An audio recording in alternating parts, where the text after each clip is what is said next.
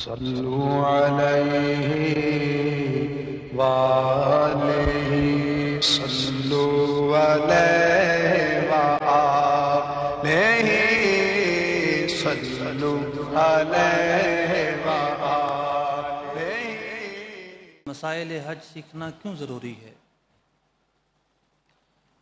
اس لیے ضروری ہے کہ جس طریقے سے وضو کے بغیر نماز نہیں ہوتی، قیام نہ کیا جائے اور فرض ہو تو نماز نہیں ہوتی، سجدوں کے بغیر نماز نہیں ہوتی، اسی طریقے سے حج میں بھی فرائض ہیں، واجبات ہیں، ارکان ہیں، لوازمات ہیں، بہت ساری چیزیں ہیں جن کا کرنا بے حد ضروری ہے۔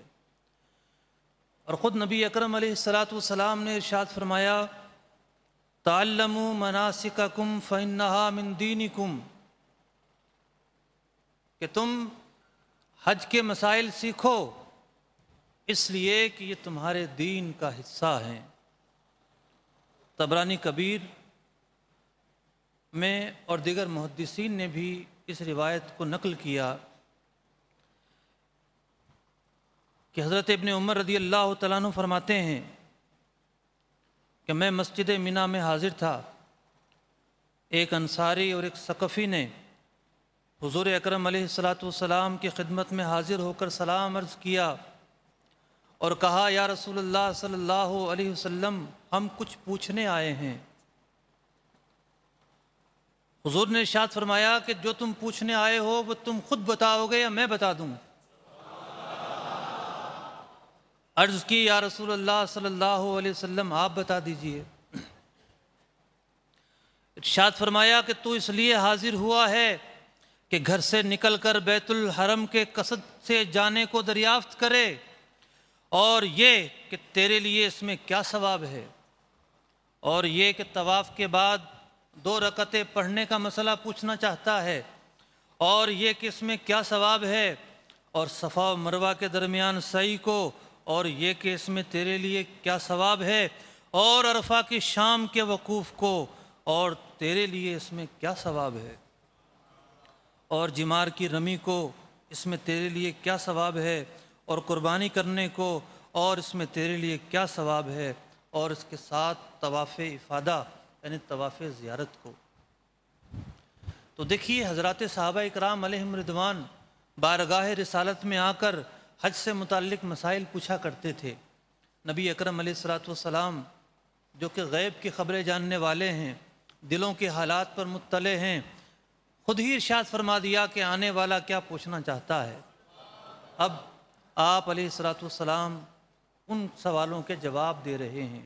ارشاد فرمایا، بیت الحرم کے قصد سے نکلے گا تو اونٹ کے ہر قدم رکھنے اور ہر قدم اٹھانے پر تیرے لیے حسنہ لکھا جائے گا۔ اس وقت اونٹ ہی کی سواریاں ہوتی تھیں، مراد یہ کہ ہر قدم پر ایک ثواب لکھا جائے گا اور تیری خطا مٹا دی جائے گی۔ اور طواف کے بعد کی 2 رکعتیں ایسی ہیں جیسے اولاد اسماعیل علیہ السلام میں سے کوئی غلام آزاد کرنے کا ثواب، اور صفا و مروہ کے درمیان سعی 70 غلام آزاد کرنے کے مثل ہے۔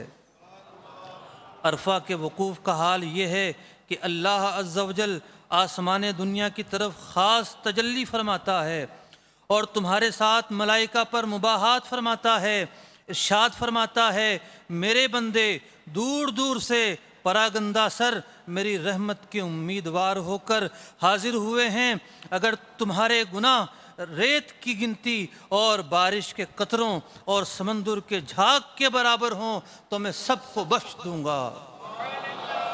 میرے بندو واپس جاؤ، تمہاری مغفرت ہو گئی، اور جس کی تم شفاعت کرو۔ نبی اکرم علیہ السلام مزید ارشاد فرماتے ہیں، جمروں پر رمی کرنے میں ہر کنکری پر ایک ایسا کبیرہ گناہ مٹا دیا جاتا ہے جو ہلاک کر دینے والا ہو۔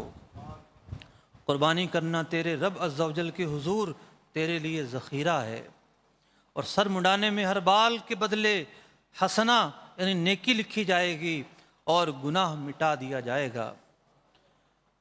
اس کے بعد خانہ کعبہ کے طواف کا حال یہ ہے کہ تو طواف کر رہا ہے اور تیرے لیے کچھ گناہ نہیں، یعنی تیرے نامہ اعمال میں اب کوئی گناہ نہیں بچا۔ ایک فرشتہ آئے گا اور تیرے شانوں کے درمیان ہاتھ رکھ کر کہے گا زمانہ آئندہ میں عمل کر، اور زمانہ گزشتہ میں جو کچھ تھا وہ معاف کر دیا گیا۔ عن ابی ہریرہ رضی اللہ تعالی عنہ سئل رسول اللہ صلی اللہ علیہ وسلم ای الاعمال افضل، نبی اکرم علیہ الصلوۃ والسلام سے سوال کیا گیا کون سا عمل افضل ہے؟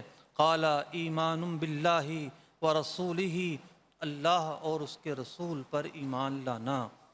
قیل ثم ماذا، پھر کون سا عمل افضل ہے؟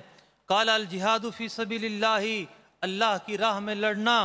قیل ثم ماذا، پھر پوچھا گیا کون سا عمل افضل ہے؟ فرمایا حج مبرور، حج مبرور۔ یہ حج مبرور کون سا ہوتا ہے؟ علماء نے اس کی مختلف علامتیں بیان کیں۔ فرمایا حج مبرور وہ ہے کہ جس کی ادائیگی میں بندہ کوئی گناہ نہ کرے۔ بعض علماء نے یہ علامت بیان کی کہ جب بندہ گھر کو واپس آئے تو گناہوں کو ترک کر چکا ہو اور دوبارہ گناہوں کی طرف نہ پلٹے، پہلے سے بہتر ہو کر پلٹے، یہ حج اس کا مبرور ہوا، اس بات کی علامت ہے۔ ایک ایسی عبادت ہے جو زندگی میں ایک ہی مرتبہ فرض ہوتی ہے اور اس کی ادائیگی بھی مکہ المکرمہ میں ہے۔ ایک مسلمان کے لیے ضروری ہے کہ وہ اپنی زندگی کے تمام امور سرکار دو عالم علیہ الصلوۃ والسلام کے بتائے ہوئے طریقے کے مطابق ادا کرے، اور سفر حج تو پورا ہی سفر عشق و محبت ہے۔ کسی کی اداؤں کو ادا کرنے کا نام سفر حج ہے۔ کہیں نبی اکرم علیہ الصلوۃ والسلام کی ادا، کہیں حضرت ہاجرہ کی ادا، کہیں ابراہیم و اسماعیل کی ادا، ہر قدم، ہر مرحلہ عشق و محبت کا سفر ہے۔ تو یہ سفر مزید اس بات کی تاکید بڑھا دیتا ہے کہ ہمارے پیارے آقا علیہ الصلوۃ والسلام نے جس طرح حج فرمایا ہم اپنا حج اسی طرح ادا کریں۔ آپ علیہ الصلوۃ والسلام نے جن ارکان کے بارے میں جو ہدایات فرمائیں ہم ان کی پابندی کریں، جب ہی ہمارا حج حج مبرور ہوگا۔ جب ہمارے فرائض ادا ہوں گے، واجبات ادا ہوں گے، اسی وقت ہمارے سفر حج کی قبولیت کا امکان بڑھ جائے گا۔ پورے سفر حج کے اندر ایسی کیا چیزیں ہیں جن میں انسان غلطیاں کرتا ہے؟ یعنی حج کے مسائل سیکھنا کیوں ضروری ہے؟ اس کا جواب یہ ہے کہ ہم ان چیزوں کا جائزہ لیں کہ جو حج کے اندر بہت زیادہ ضروری ہیں اور جن کی وجہ سے انسان غلطیاں کرتا ہے، اس پر کفارے لازم آتے ہیں، وہ گناہوں کا مرتکب ہوتا ہے، اس سے خطائیں ہوتی ہیں۔ آئیے ہم ایسی چیزوں کی نشاندہی کرتے ہیں۔ یہ سمجھیے 7 بڑی ہی اہم چیزیں ہیں پورے سفر حج کے اندر۔ 7 چیزیں ایسی ہیں جو ہر وقت آپ کا فوکس ہونی چاہیے۔ نمبر 1، حج اور اس کے متعلقات کے فرائض و واجبات سے متعلق آگاہی۔ نمبر 2، ان تمام متعلقات کی سنتوں اور آداب کا علم۔